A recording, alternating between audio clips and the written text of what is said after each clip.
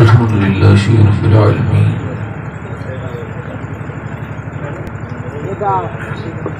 वस्सलातु वस्सलामु अला अशरफिल अंबिया वल मुरसलीन अम्मा बाद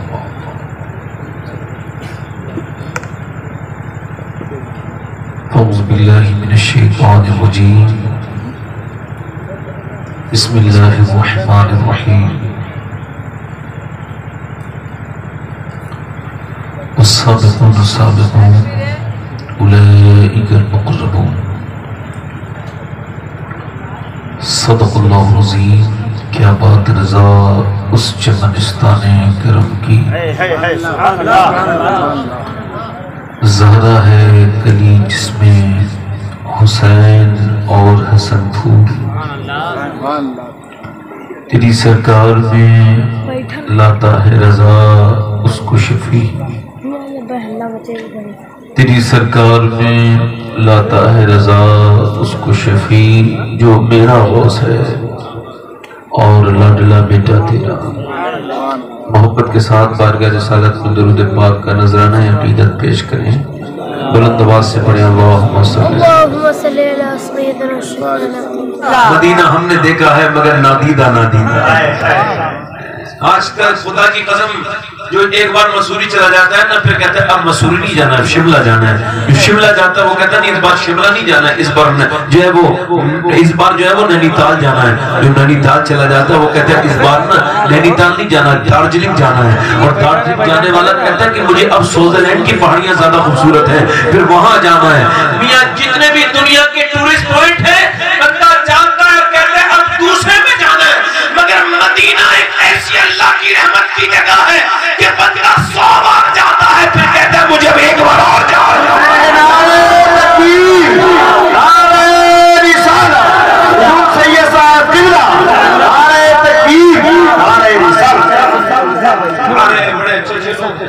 माशाअल्लाह 2-3 शेर पढ़ना चाहता था। ये कलाम मैंने मदीने शरीफ में पढ़ा भी और सुना भी है। पढ़ दें दोनों हाथ उठाकर बोलो लब्बैक या रसूल। क्या बताऊं कि क्या मदीना है, क्या बताऊं कि क्या मदीना है, क्या बताऊं क्या बताऊं कि क्या मदीना है, क्या बताऊं कि क्या मदीना है। बस मेरा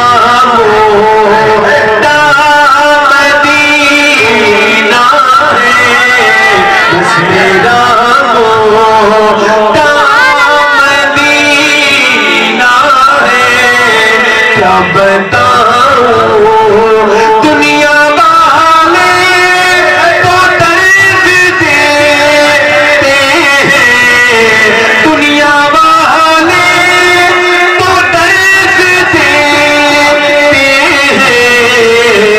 दर्द दिल की दवा मदीना। सुभान अल्लाह सुभान अल्लाह। दुनिया वाले तो दर्द देते हैं, दर्द दिल की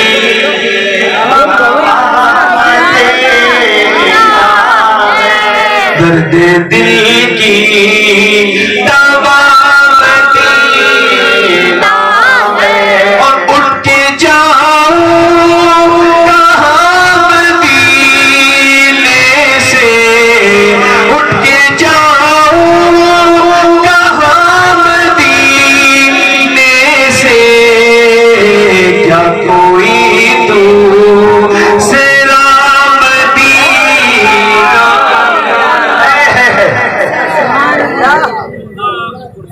क्या कोई दूसरा मदीना है। और दिल में अब तो ही आरज़ू ही नहीं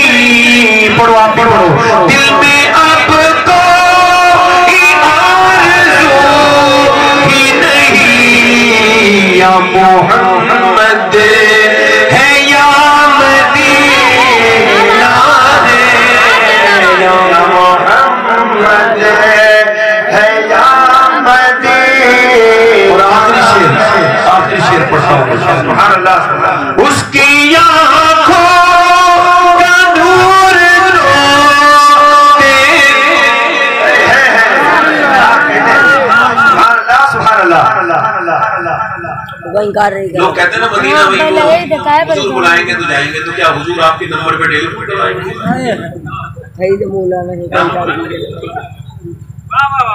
बोले वो मदीना में जो बुलावा नहीं आया। अच्छा वही बढ़िया रजिस्ट्री ऑफिस से खूब बुलावे आ रहे हैं, प्लाट खूब लिखवाए जा रहे हैं, गाड़ियां खूब खरीदी जा रही है, वही मोबाइल भी खरीदा जा रहा है, मोबाइल की दुकान वाले ने बुलावा भेजा।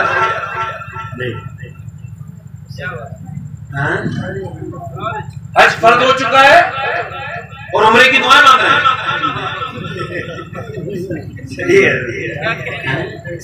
हुजूर फरमाते जिसमें हज फर्ज हो जाए फिर भी ना करे, फरमाते अल्लाह फरमाता है मुझे कोई फर्क नहीं पड़ता महबूब, वो यहूदी बन के मरे या नसरानी बन के मरे। एक साहब कह लेंगे मेरी बीवी मुझे, मेरी बात सुनेंगे सही साहब, मैंने कहा बोलिए, बोले मेरी बीवी ने मुझे बड़ा मजबूर किया कि मुझे भी हज पे लेके चलो। मैंने कहा मेरे पास पैसा नहीं, मैं तो खुद बड़ी मजबूरी में जा रहा हूँ, मेरी माँ के साथ जाना पड़ रहा है मजबूरी में। कह लगी मुझे लेके चलो, अंदर गई, जितना भी सोना था ना सब ले आई, मेरे कदमों में रख के बोली ये मैं अपनी कब्र में थोड़ी लेके जाऊंगी, आप ऐसा करो मदीने वाले का मदीना दिखा दो। उसकी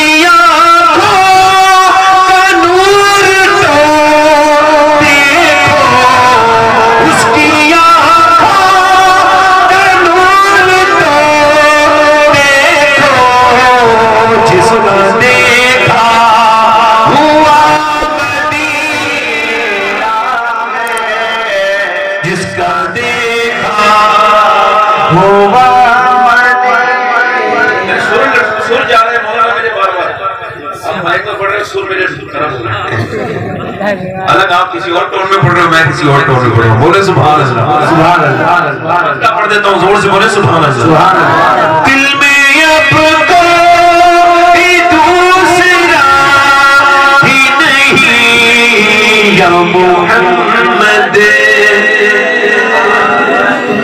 सुभान अल्लाह। खैर ईद खत्म करें भाई, आवाज जरा थोड़ी। आज की मेरी तकरीर का जो मौजू है थोड़ा डिफरेंट है, अलग है। मैं सोचता हूँ कि कुछ मैंने बहुत दिन सोचा, तो मैंने सोचा अब ये तकरीर करनी चाहिए जो अब मैं करूँगा। एक जमाने तक मैंने तकरीर की कि माँ बाप का ये हक है, माँ बाप का ये हक है। आज मैं ये तकरीर करना चाहता हूँ कि औलाद का क्या हक है।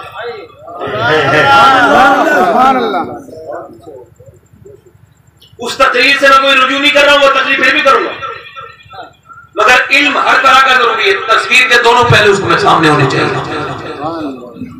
आज की तकरीर माँ बापों की हिमायत नहीं में नहीं, बल्कि माँ बाप के खिलाफ, वालिदैन के खिलाफ।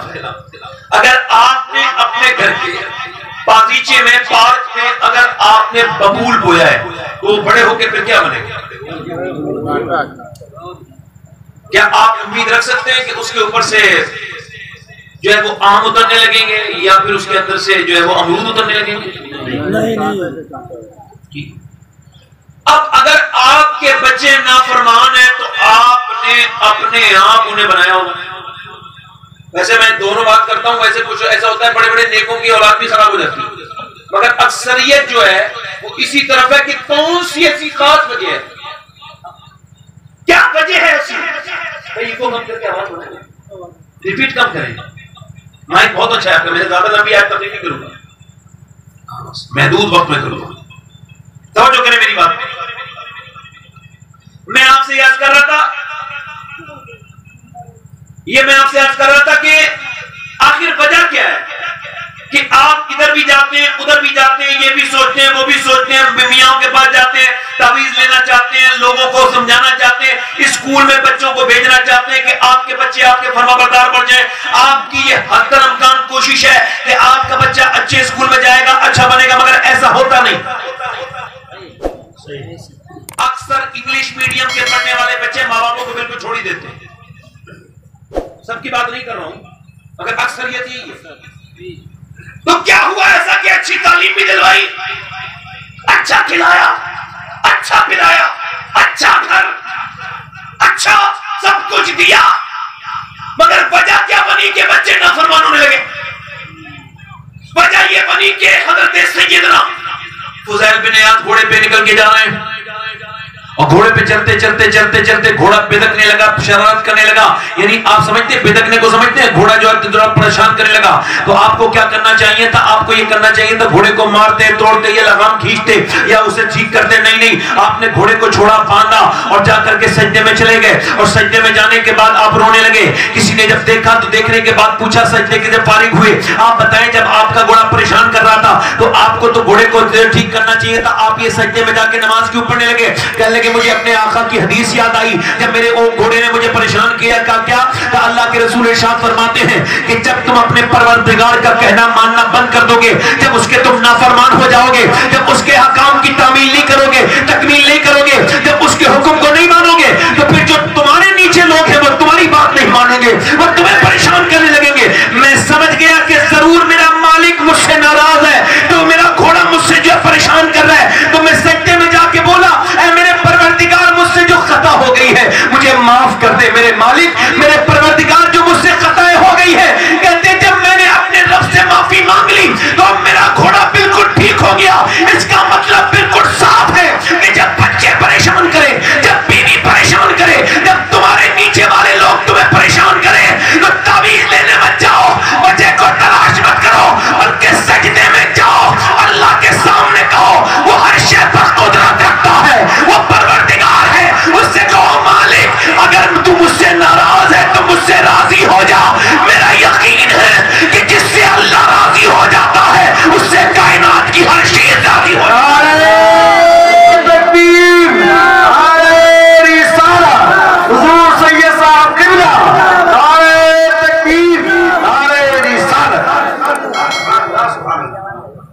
अब देखो, अगर तुम ये देख रहे हो कि तुम्हारे बच्चे तुम्हारा कहना नहीं मान रहे हैं, तो देखो कि तुम अल्लाह का कहना मान रहे हो। देखो तो तवज्जो तो करो। बताएं आप, जब बाप गालियां दे रहे हैं माँ को बच्चे की, तो वो गालियां कहां से सीखा? अच्छा, आपने कभी देखा है कि भैंस के बच्चे को कि वो 2 मिनट लगाता हो अपनी माँ को पहचानने में? नहीं लगाता ना। पैदा हुआ, उठा, जाके दूध पी लिया। मगर इंसान का बच्चा रोएगा मगर मां को पुकारेगा नहीं, आवाज नहीं दे सकता। एक जमाने के बाद मां को पहचानता है। क्यों? अच्छा, फिर पहचानने के बाद भी सवाल करता है ना। देखिए आप, कभी आपने किसी जानवर को सवाल करते नहीं देखा होगा, ये क्या है वो क्या है, कभी आपने देखा है? मियाँ आपको पता है कि जो है वो अपनी अक्सर, ये देखें सांप की जो सांपन होती है ना, ये अक्सर 60% अपने बच्चों को तो खुद ही खा जाती है। मगर आप गौर करें, इंसान का बच्चा है, इंसान से सवाल कर रहा है, अब्बा ये क्या है, अब्बा वो क्या, बोलो है कि नहीं बोलो, ये सवाल होता है। अब्बा ये क्या, अब्बा वो क्या, अब्बा ये चीज क्यों, ये चिड़िया क्यों से आई है, ये परिंदा ऐसे कैसे आता है, ये खाना कहां से आता है, ये गेहूं का बंदा सवाल करता है, बच्चा नहीं करता है। वो लोग करता है। क्यों? इमाम गजाली कहते हैं इस वजह से करता है कि अल्लाह ये उसे दिखाता है बंदे को कि देख बंदे, मैंने तुझे बच्चा दिया है मगर कोरा कागज दिया है। बिल्कुल, तू जिसे जो पढ़ाएगा इसके वही समझ में आएगा। अगर इसके दिल पे तू शैतान का नाम लिखेगा तो लिख जाएगा, और अगर मेरा नाम लिखेगा तो वो भी लिख जाएगा।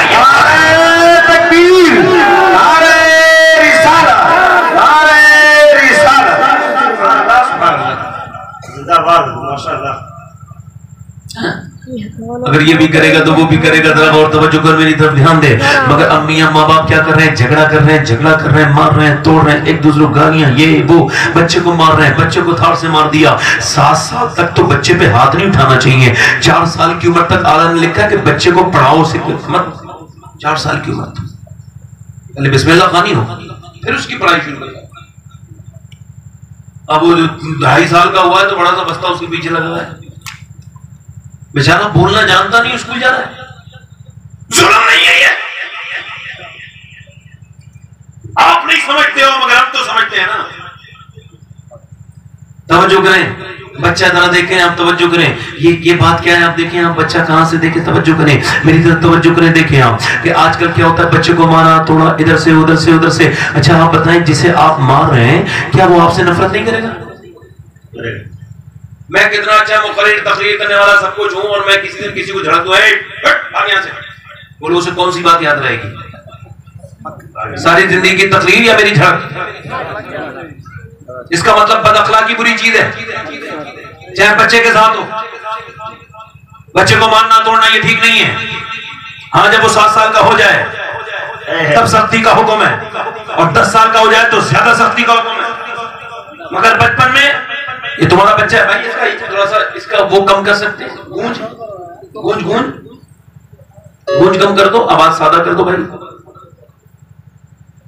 आप बस अपना माइक बस इतना चालू रहे कि मेरी आवाज इससे जाती रहे, बस ये ज्यादा गूंज ना करो बस। ठीक है, बस ठीक है, समझ रहे हैं मेरी बात को? नहीं, ये जो आ रही है बात में बैक नहीं आनी चाहिए। एक आदमी बोल रहा है तो एक ही की आवाज लगनी चाहिए। समझ है क्या नहीं भाई? मैं क्या कर रहा था कि बच्चे सुभान अल्लाह। आप देखें इमाम गजाली कहते हैं बच्चा, अच्छा आपने देखा होगा 99% मौलवी मौलाना अपने माँ बाप के फर्माबरदार होते हैं। बोले होते हैं कि नहीं होते हैं जी? कोई 1-2% जलील हो तो उसका तो जिक्र नहीं करना चाहते ना, बेवकूफ का। 99% होते हैं। क्यों? क्योंकि आप जरा तवज्जो करें, मेरी तरफ तवज्जो करें।